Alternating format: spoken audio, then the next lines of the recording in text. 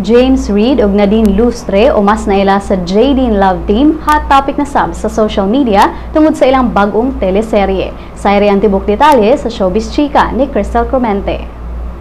Hot topic gyud ang Jadine Love Team sa first ever episode sa ilang new teleserye nga On the Wings of Love. Sama sa significance sa ilang title, ni take off pud ang reaction sa mga fans ug ubang netizens sa maong teleserye. Base sa mga gishare sa nagkalain-laing account sa Twitter, ang hashtag OTWOLarrival milapas gyud ngadto sa 1 million tweets. May tungod ni ini, worldwide gyud ang trend sa maong hashtag. Sa hulagway nga gishare ni Twitter user @JamesReaders, gipakita nga while ongoing ang show, mukabat na ngadto sa 1.2 million tweets ang nigamit sa OTWOLarrival nga hashtag. Samtang labot sa main hashtag, aduna pud nagkalain-laing terms ang ni-trend dungan sa show sama na lang sa hashtag nga OTWOLILoveUSA. Mga common reactions sa netizens mao gyud ang gikilig sila sa unang episode sa teleserye ug daw gani bitin ra kini kay dali ra nahuman para kanila.